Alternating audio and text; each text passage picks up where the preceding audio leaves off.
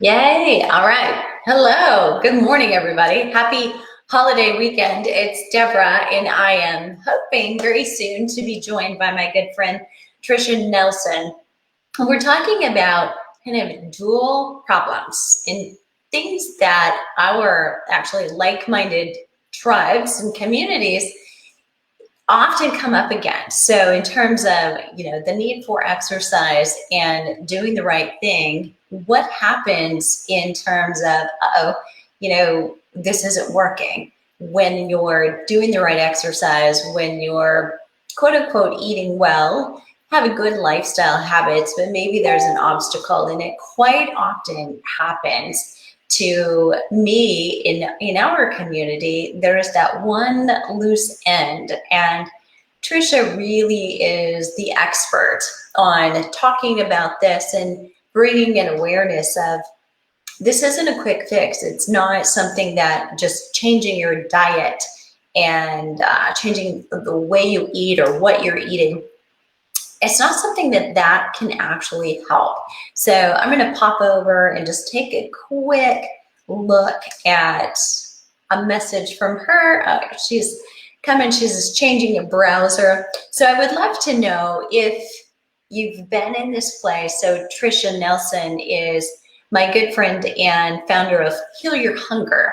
And she's been a guest here before. We actually have a very special expert interview. We call that inside of our membership in order to help our members with the emotional eating part of things. And often tied to emotional eating is sugar. And it's such an addictive kind of food. I mean, literally, I think you've probably heard it's like crack. It's definitely like crack. And you have a little bit, you want a little bit more. And there is that, I've got a sweet tooth. So I've got several things that I want to ask Trisha about. So if you have questions, you've got something that you're not sure about, she's here. Hi. You too. All right. I need to know if I need to do something in order to move you up. How do I get you to my screen?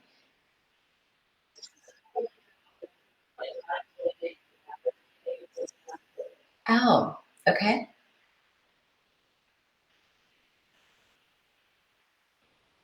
Maybe you're just in the green room. So maybe I'm talking to my imaginary friend, according to everybody else who's here. Yes, she's really here. Okay. Oh, shoot. So show in stream. That'll do it. Let's see what just happened. Yeah, there we go. There we go. Hi. How are you? I'm great. Good to see you. Thanks for having me. Oh, you're welcome. So I just have to bare my soul. So I'm a hot mess, literally, everybody. So literally, I just went for a long walk, but it's like 100 degrees here. So the only thing I have going for me is I change my clothes and I'm dry. That's it. So I get to apologize too, because I haven't watched I was exercising too, and I knew you would be coming off of a workout. So I'm like, this is the only live I'm going to do where I look like this. So we're on the same page. She's legit. She's one of us. All right. I love. So I was just like preempting with what we're doing today and why we're doing it, and talking a little bit about sugar and it being like worse than cocaine. You've probably all heard that. So Rusty is chiming in here, worse than heroin, because heroin isn't in my world. Yeah, such a thank God. Right, yeah, right. So true. So I would love to give you a more formal introduction. So my good friend, Trisha Nelson, founder of Heal Your Hunger. She's no stranger to these parts. And so total transparency. So we're in the middle of our half-year sale for the Flipping 50 membership. It's open enrollment. We close in early July, and yet there's always this thing, and I think something holding you all back that maybe I've got this thing and I've started and stopped before, but I keep getting in my own way. I sabotage myself in this way. And some of you are on the path, you're in the course, you're in a program right now, but finding there is that there's that thing that keeps me from actually getting all the benefit that I could potentially get. And so Trisha's here to literally talk about it, because there's no amount of really going on a diet or tell me exactly what to eat and I'll do that, that can help you overcome the piece that you really address. So embellish, elaborate on that a little bit. Yes. Well, I was 50 pounds overweight, and I struggled with my weight for years. And, what I learned and what helped me overcome it was I was an emotional eater. So big time emotional eater, binge eater, eat way too much food in a sitting, especially if I was eating cookies or candy or ice cream, something sweet. So I was a definite sugar addict. And it was really, while it was important for me to address emotional eating, I had to do it in conjunction with addressing physically how addicted to sugar I was. Because even if I had a little bit of sugar, it grabbed a hold of me and the sugar wanted more sugar, so it's really important to know how addictive sugar is, and the fact that it can sabotage your best efforts at weight loss, and the hardest thing is that even when you're eating healthy and trying so hard, there's so many hidden sugars in our diet. So even in health foods, like you can go to Whole Foods and pick up all kinds of healthy foods and think, oh, I'm doing so good.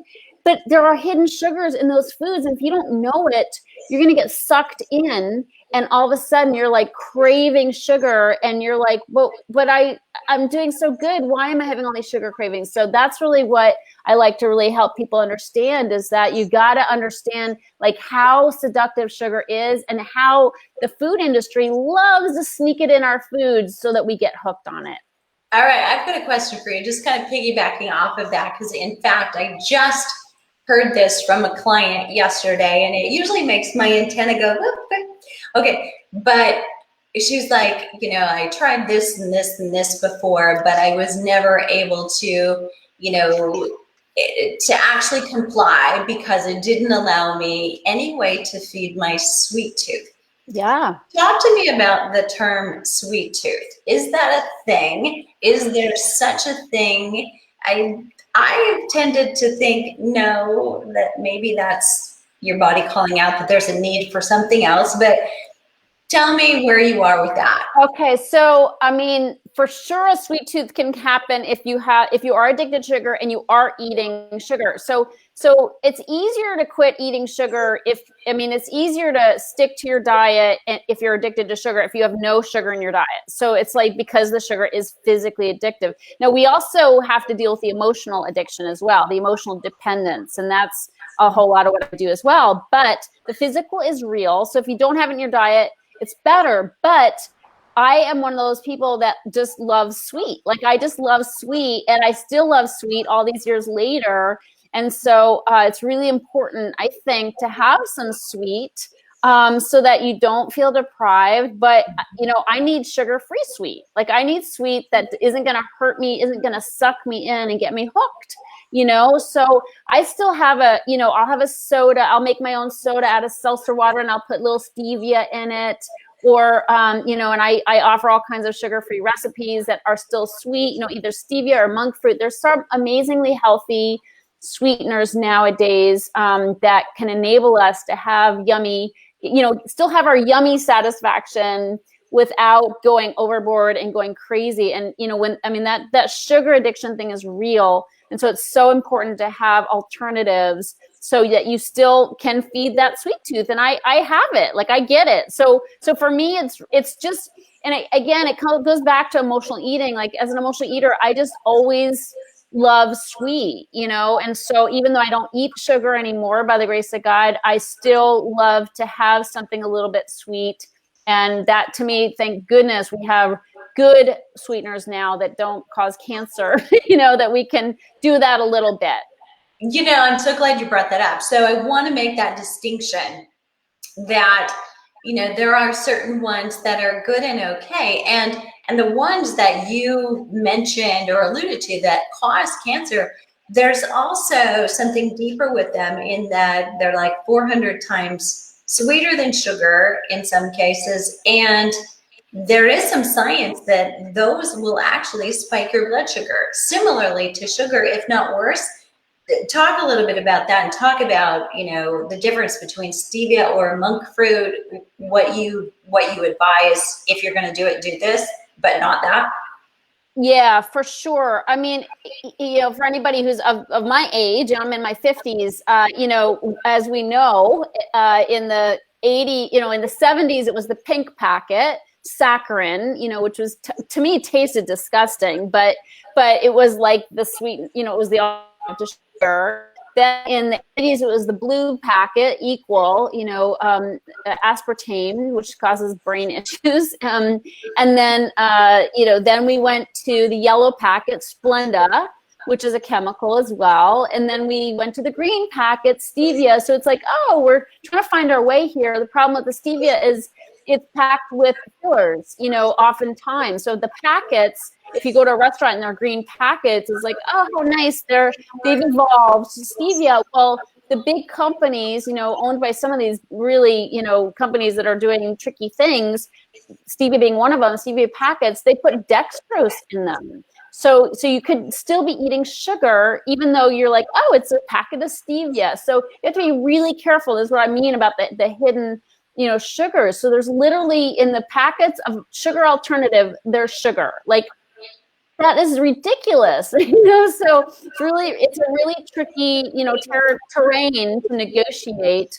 So you have to know what's what. So there are definitely, products that can keep you hooked for sure. And it's also important to know that, again, it's good to have, an alternative and be able to have some sweet, but if you need sweet all the time, that's, to me, an emotional, and not sugar. Like, we need the sweeteners all the time. That's an emotional dependence, and we got to take a look at that as well. That's a great point right there. And that I think was a big point for me with a lot of women, is that if you're constantly seeking that, there is something else going on. So I love that you address that. So can you get still sucked in? It's been a while since you overcame and lost that 50 pounds, which is, I mean, if we made her stand up, I've seen this woman in a bikini jumping off a rock. I mean, you're thinking, oh my gosh. So thank you. I'm very grateful. And, a day at a time, it's been a long time. It's not that I'm perfect or I've done it perfectly. It's been a lot of trial and error for me. And a lot of it's been because of the sugar, like falling back because of the hidden sugars, thinking I'm cured or don't have this problem anymore, and then testing the waters with certain foods that just would hook me in. But generally, thank goodness, again, because I do so much on the emotional and spiritual level to feed my soul, it's really important that we don't just clear things out of our diet and expect to be okay. I mean, 98% of all diets fail, statistically speaking, because we take all the ooey gooey chewy foods out, all the sugar out, and carbs, whatever, but then what? And people don't realize you can't just create this vacuum and not expect to fill it. And so that's why if somebody, diets for a while and that you feel good, you're looking good, pants are getting a little looser, but after like 2 weeks or so, it starts to get hard, and if anybody knows that feeling where you're like, how long do I have to do this for? And geez, like, when can I eat my yummy foods again? It gets hard because you don't have new coping tools, and my experience is we use food so much as a crutch to get by in life and to deal with stress, that if we don't have those excess foods, if we don't have our little, retreat or reward, guess what? We're empty, and we don't know how to get by. And so much what I do is teach people to fill that void with healthier habits so that you can, navigate life without having your go-to of food, without those replacement habits, before long it gets too hard. So to answer your question, I live what I preach. I have to, because I am an emotional eater and I don't want to go back there, and I don't feel like I'm cured. I just have this beautiful, reprieve on a daily basis based on having those new tools in my life and really fostering those tools and nurturing my heart at a deeper level. Because it's rarely food that we're hungry for. We feel hungry physically, but so much of the time, if we're eating, if we're properly eating, that extra hunger is an emotional hunger. Love that. I love that. And I want to answer Jerry's question here, because it's something I think we covered, maybe, Jerry, before you popped in, but she's asking, is it true that diet pop alternatives, sugar, I believe it's aspartame, turn to sugar or act as sugar in one's system?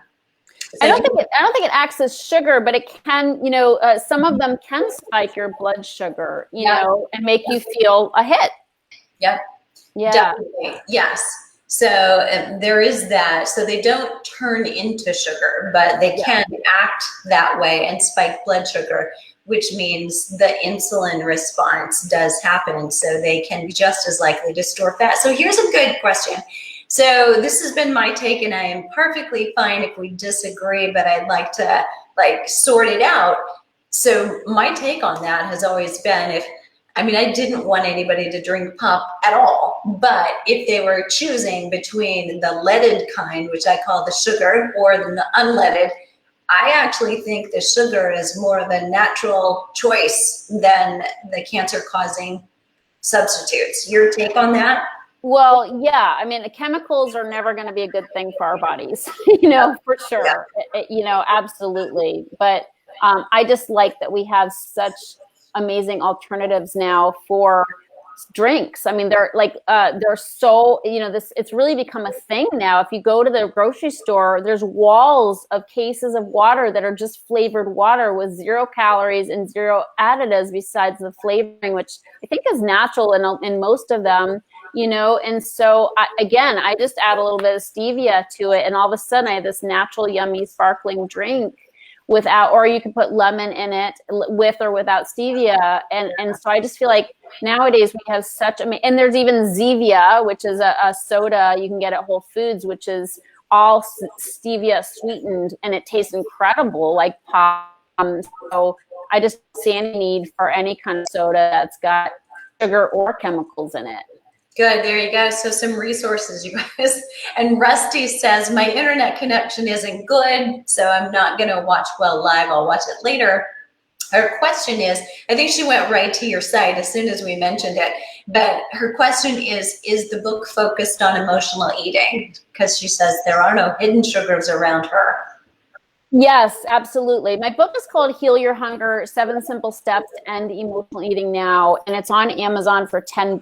And it's a great, really amazing. It's about my story and about my work with emotional eaters. And it really outlines a healing path for emotional eating, which is very misunderstood. A lot of people, even professionals, doctors and therapists, don't always understand emotional eating. And it's hard to understand. Not that they're ignorant, but I just mean there's different layers of understanding that you can have about the problem. And I find that when you've been through it and kind of lived in the hell of it, there's a certain special kind of understanding, and so that's where I'm coming from in my books, very much from personal experience. So I would recommend the book highly. And yeah. Love it. Okay. And Lawrence is asking, is a fondness for white wine part of sugar addiction? Yeah. Speak to Yeah, definitely. I used to love white wine is my favorite alcohol, to be honest. I just found it so yummy. I don't drink anymore because I would overdrink when I drank. So, but it's heavy. Yeah, it's heavy in sugar. And we're going to talk in a minute about my Quit Sugar Challenge. And I'm going to share with you about a low sugar wine that a colleague actually has just created, which is really helpful if you're looking to have wine without so much sugar. So it does exist for sure. But no question, there's a lot of sugar in wine. Yes. So, as part of that, it's also part of contributing to belly fat, right? Because then we've got the cortisol probably giving you the reason for the wine, and then the wine inspiring the insulin, and the cortisol and the insulin teaming up together to deposit it right there. And yeah, it's a whole story. So you opened up. So let's talk a little bit about the Quit Sugar Challenge, and I want to kind of toot the horn of some of our community members who jumped in last time, and the support that they got from you was incredible. So congrats to some of them who are jumping in and really getting to the bottom of, no longer trying to put a Band-Aid on something that they would continue to feel bad about, because as if they'd failed, because, it's like you're trying to screw with a hammer, right? You're using the wrong tool to solve a problem.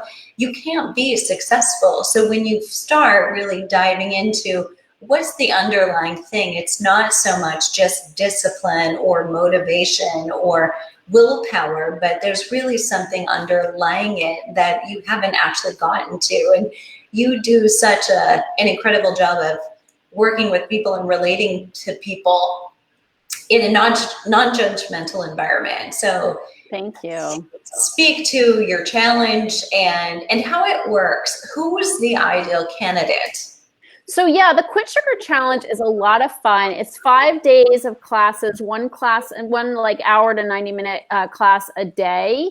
It's coming up on the 12th of July, and we hold it on in a private group on Facebook. You can upgrade to VIP, and then after class, we jump and hang out on Zoom after class, and that's super fun.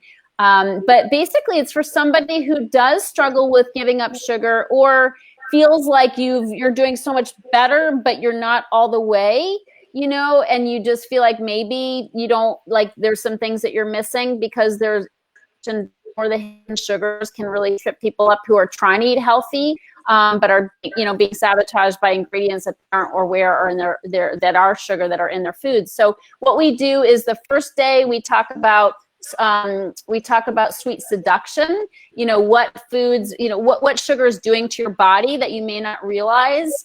Day 2, we talk about sweet sleuthing, which is everybody goes through their cupboards, and after learning about the over 80 names of sugar and all the different ways that sugar hides in our foods, everybody sleuths out the products that might be tripping them up, and we do a contest. You take pictures of the products and post about it. Day 3 is sweet sabotage, and that's where we get into some of the emotional eating stuff and how, you can give up sugar, but if you've given up sugar and gone back to it, chances are it's not because of the physical, it's because of the emotional dependence on the sweet stuff. And so we get into what that's about. Day 4 are sweet swaps. So you have over 30. When you register for the Quit Sugar Challenge, you get a workbook. And within the workbook, we go day by day through the workbook, but within there are 30 plus recipes for swapping out your yummy sweet foods that have sugar in them with yummy sweet foods that don't have sugar in them, that I recommend and have tried. So we go through that. And then day 5 is sweet success. And we go through and talk about all the successes people have. And typically people, lose 2 to 4 pounds during that week if they're playing all out. And we do have prizes, and it's just a lot of fun and camaraderie. And, because like we talked at the beginning, sugar is as addictive as heroin. It's so much easier to quit eating sugar or to clear sugar out of your diet when you do it with others, when you do it in community. There's so much power in community. So that in and of itself is amazingly healing. So don't try to do it alone. Come with us. It's super inexpensive. It's so worth it, and will make such an impact on your health for sure. 2 things that you said there. First of all, don't try to do it alone. I mean, don't feel as if you need to take that on, because being in a community of people who are going through the same thing, who feel the same pull, and hearing other people, I think this is one of the value of being in a community.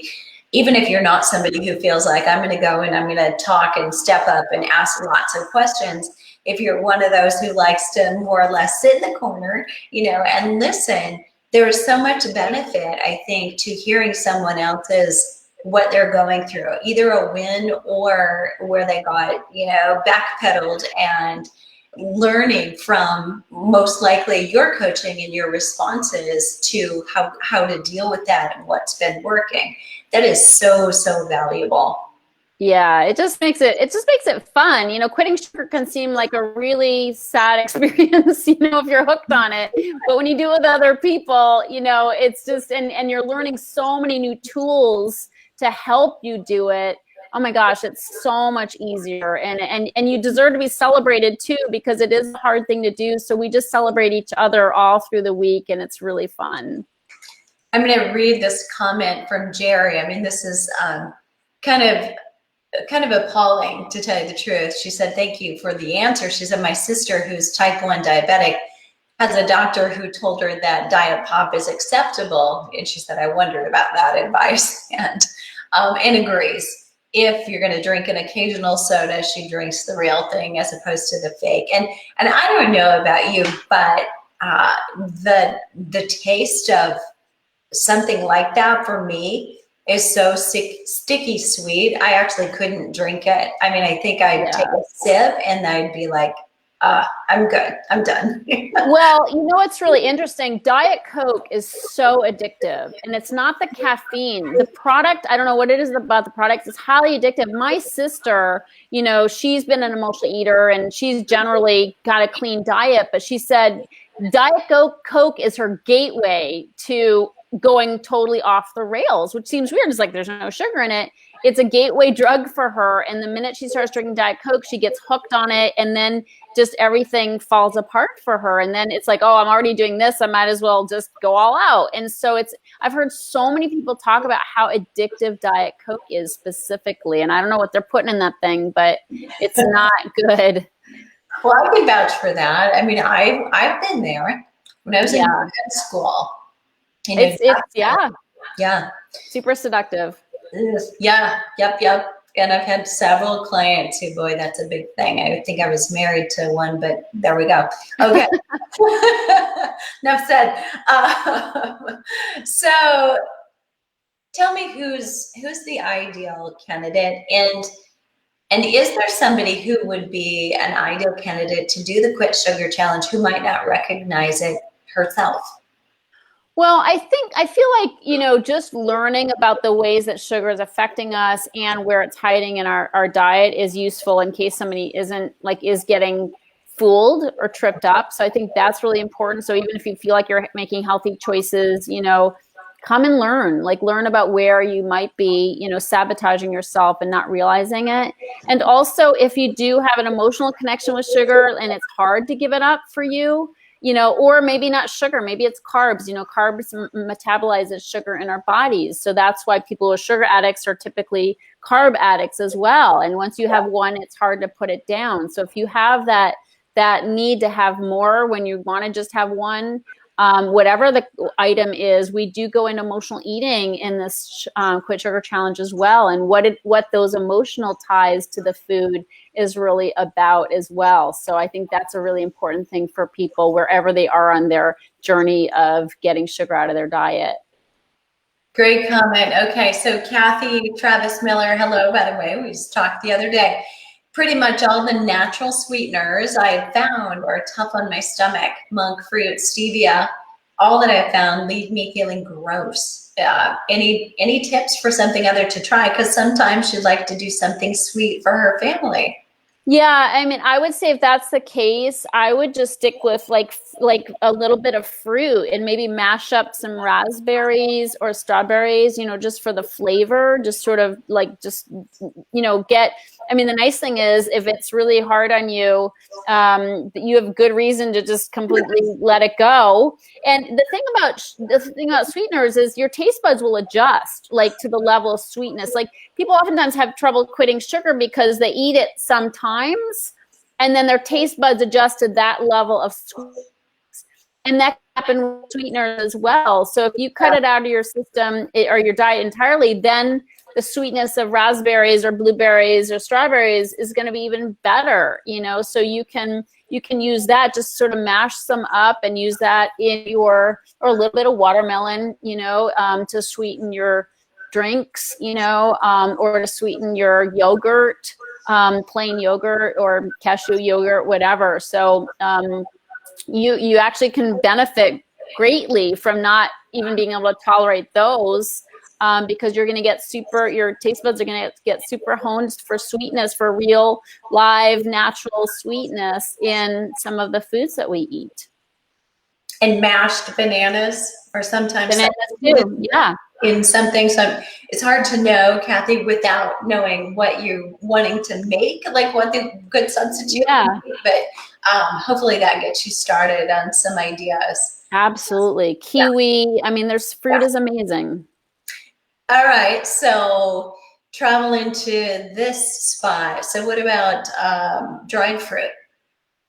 Dried fruit, high sugar. I'm going to go through the Quit Sugar Challenge. We're going to talk about all the different levels of sugar impact on your body. And so dried fruit is up there, like high on the sugar, the glycemic index. And it's just really, it's no bueno. I'm sorry, no bueno. It's just going to get you hooked and give you, some side effects. So as yummy as, and don't remember, sugar addict here, as yummy as dried fruit is, I mean, I've eaten a raisin here and there, but that's about the extent of it. I mean, dried pears, dried bananas, dried papaya, it's just like, I want more. So there's not only the physical, it gets you addicted, but it's like, it's both, and if once I start eating that stuff, it's hard for me to stop. And I don't like eating things that get me hooked emotionally or physically, because then I'm struggling. I'm like, it's just like cake and ice cream. It's like, I want more. Should I have more? No, don't have more. No, I want more. And it's like my whole day is about whether I'm gonna have another dried pear. Seriously, that is it. And I think that is probably one of the biggest benefits. And when we look at what it is you're doing and what are the benefits, I mean, for a lot of women, it's, I want weight loss and I can't do it because I keep running into this wall and the sugar pulls me in. But it's that, what you just said is, it's like freeing up time and space in here because it's really controlling your life. It's all you can think about. Yes. Right. Yes. And I don't like that feeling. I don't like being owned by food. Yeah. It just feels crappy. Yeah. Okay. So we're in a holiday weekend, right? Which is potentially a very vulnerable place to somebody who wants to apply the discipline or avoid sugar. And how do you now navigate things like going to the barbecue and being a guest somewhere and being comfortable and not consciously thinking about the food and the anxiety around that? Yeah, no, I totally get that. What helps me is to bring a dish that works for me. So a salad or some kind of, something that works for me and has ingredients that I like. So I've been known to bring a really good, romaine hearts and tomato and feta cheese and olive salad, where I just like, that could be my meal if I have to, but it's really important for me to know too. And one of the things I tell myself when there's like all these yummy foods around that I know aren't going to be good for my body, I just say, Trisha, you used up your coupons. Don't get into the conversation with yourself of I'm so deprived. Watch out for the woe is me, I don't get to have. Okay, of course, it's a free country. You can have whatever you want. So first of all, there's no I don't get to or I can't. We of course can, but I like making choices based on how I want to feel about myself versus how I want to feel in the moment. So in the moment, I'd be like, I want that brownie, but when I say, okay, you want it right now, but how do you want to feel tomorrow about your choices? Yeah. If that's going to cause problems, I'm going to go for how I want to feel tomorrow. So that's one thing, but also just realizing I did use up my coupons. Like I've eaten a lot of brownies, a lot more than the average person. Okay. Like a pan, like I would make a pan and I eat half of the pan in a sitting. So I sort of just say, I used up my coupons. I'm not like those other people who have one at a time. I just don't do that, so it helps me to remember that. But I would definitely say, ask the person hosting, what's going to be there. Just say, I have some different food needs and just curious about what you're going to be serving. There's nothing wrong with calling ahead, and just asking. We're in the world in the 21st century. We're in the world of food allergies and food sensitivities. It's very normal jargon. So just find out what's going to be served. And if it sounds iffy, make sure you bring a dish that you feel good about. And if it has lots of veggies in it, I promise you, people will be so glad you brought that, because there's not going to be a lot of that around. It's going to be macaroni salad and potato salad and all kinds of goopy, gooey stuff. And, you're going to be you're going to be a hero or shero, by bringing something that has green in it, like vegetables. So, there's going to be a lot of people who will actually appreciate you for that, but make sure you have some yourself so that you're safe at least. I love that. Oh, that's so good. Okay. So let's pretend somebody isn't seeing this between now and Monday or Tuesday for the working world who are not entrepreneurs. Okay. So, and I said that for Trisha and I, just so you know. They got through the holiday weekend and they did some things they didn't want to do. And then Monday comes, or Tuesday, when they're back at work and back to routine. And I'm just guessing that there may be some mistakes that like a sugar addict would make on Tuesday that would actually make those steps backfire, like getting very rigid. Or can you address that? Yeah. Totally. And what's really important is like beating yourself up for eating something that doesn't, like, you kind of regret eating. That doesn't help. Like, if you eat something you regret eating, your body's already going to be talking to you and kind of like a little mad at you. Like you don't need to pile some guilt on top of it.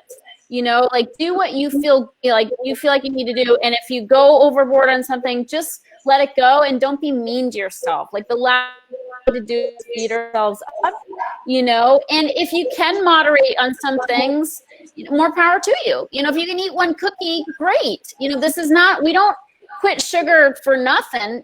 We do it if we have trouble with it, but some people, they might have that moderation switch in their bodies or minds. I don't have it, but everybody's in a different place with it. So the key is that we want to be healthy and we want to be sane.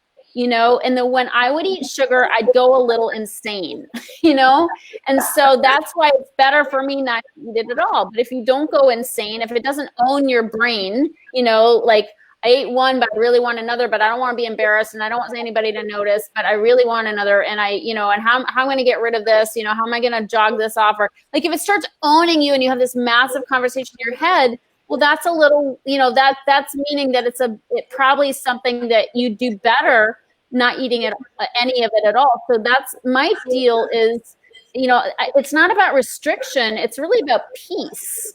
Like, I want peace of mind. And when I eat something that starts owning my brain, it's not just the physical, it's the mental. I'm like, why would I put myself through that? Like, that's a lot of work. It gets exhausting, So I just remember, again, back to the deprivation thing. It's not that I'm depriving myself if I don't have it. I'm giving myself the gift, actually, of not having that mental torture around something. So, but you get to decide. There are no shoulds. It's your own personal thing. I always say we have a divine physician within us. Like, we have to consult our divine physician and really get clear on what works and what doesn't work, and get support when, even though we know what we should do, we can't follow through on what we know we should do. You got to get support, not try to go it alone. Yeah. Oh gosh, I love that. Okay. So there's something that you said in there that I, like, as a surgeon, I'm going to go in and pull out. And this is kind of bringing it back to your exercise, and how the exercise could either help and complement your journey quitting sugar, or it can complicate it.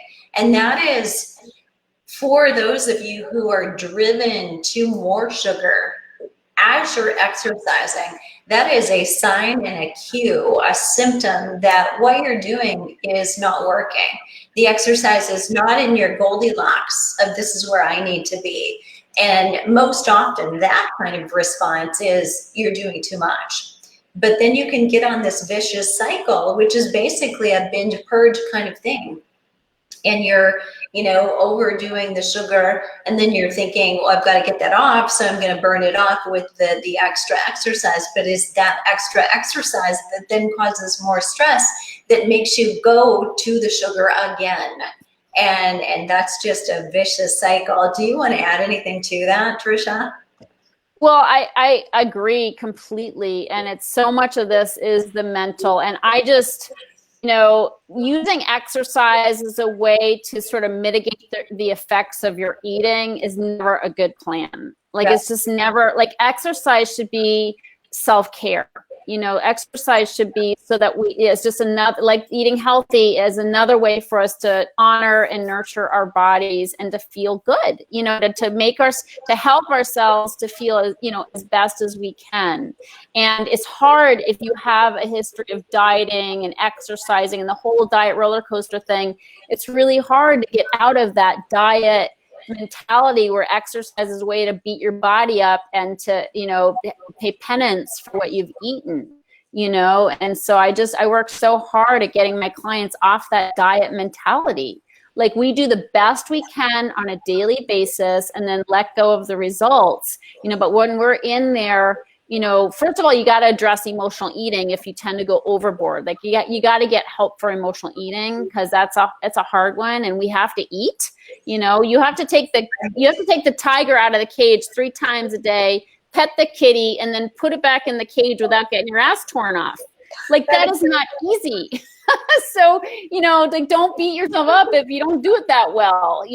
With alcohol, you can put the plug in the jug, but with food, you got to deal with it. And it makes it so much harder. Oh my God. Yeah. So the key is don't beat yourself it's so important to let exercise be something that we do for our bodies, not to our bodies. And so that's really key, is that you sort of make peace with that. I hated exercise. Like, I was not one of these go do a bunch of stuff, because I was overweight. I was 50 pounds overweight. Like, exercise was not fun for me. And I was asthmatic on top of it. So, like, jogging around the block, I was like, like, this heat, terrible. I was totally out of breath and uncomfortable. So, I've had to, over the years, really make peace with exercise and do it because I like feeling how strong and capable my body is. So nothing about what I've eaten, nothing about, compensating. Yes. Because honestly, I could never exercise away how much I used to binge eat. Yeah. There aren't enough hours in the day. So I just want to get out of that whole cycle of having it be compensation for things I've eaten. And I think it's just so important. So, question for you. So, we've been really talking about the sugar and the addiction and the kind of the negative side. So, are you to a point where there's pleasure from food for you now?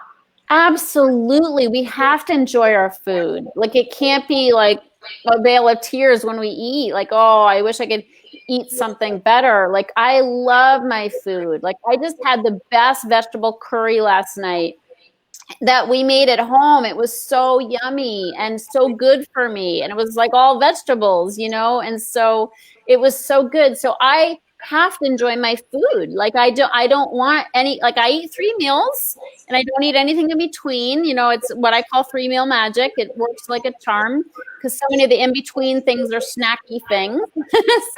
But those meals better count. Like, I better enjoy, I get three. So I make sure they're good and I enjoy them. And if I have to pay a little extra money for something yummy, like, I have a really amazing health food store that has amazing prepared foods, but they are not cheap.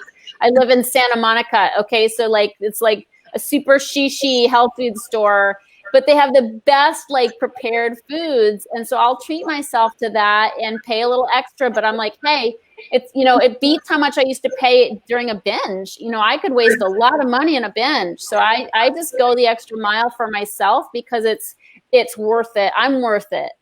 Yeah. A lot of time, or a lot of money, but a lot of time too, right?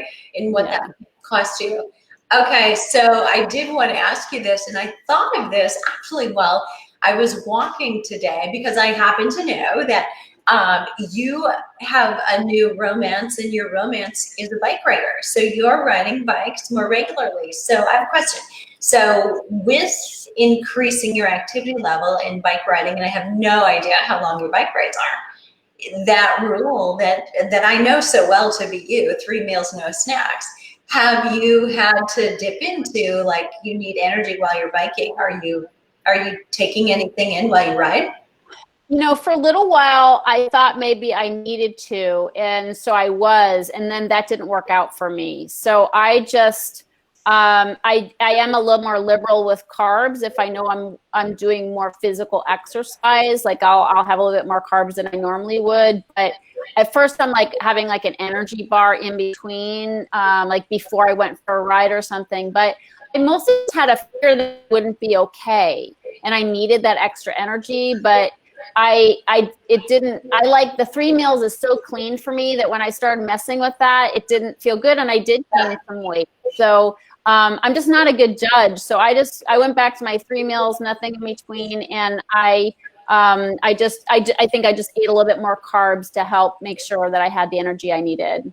Sweet. Yeah. And that's such a great analogy, I think, for so many of you who you're exercising for health. You're exercising, you're not training necessarily for huge events, and you're not out there doing tons and tons of things.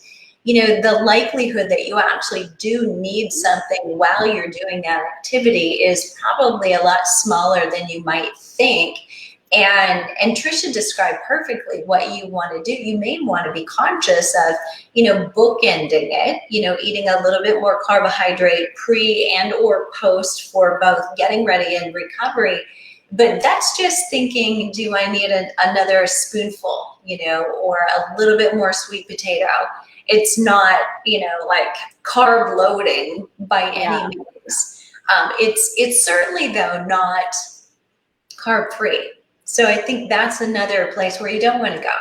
Yeah, for sure. And I have been carb free. I mean, like grain free and pasta free and all that kind of thing in the past. But, I want to make sure my body is fortified and has what it needs. And, I'm not as thin as I've been sometimes, but I think I'm perfect. Like my body size right now is just right, and I have to let go of like my ideas about wanting to be thinner, because that can be really dangerous. So I'm happy to have a little bit more carbs and just have the energy I need, but I don't want to be afraid that I won't be okay.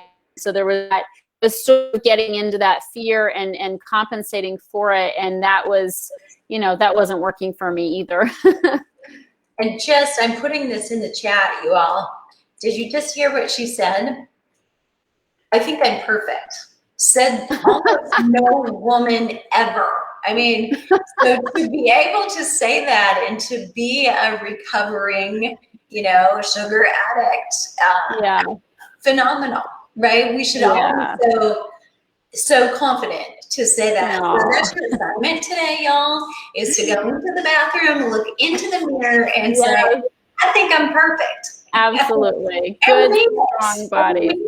Right? Yeah, and our bodies need that because we're always saying mean things. Like, let your body hear it. Like, yay us. Like, we're, our bodies are strong and they're getting us through the day, and everything's working great, and or doing its best to work great. So it needs that positive affirmation.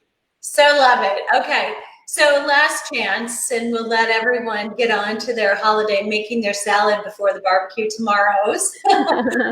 Is there a question I should have asked you? The Quit Sugar Challenge starts again on the 12th of July. Okay. Yeah. And Monday. Yep, and the link is here. So go ahead and definitely join us. It's $27, like crazy easy.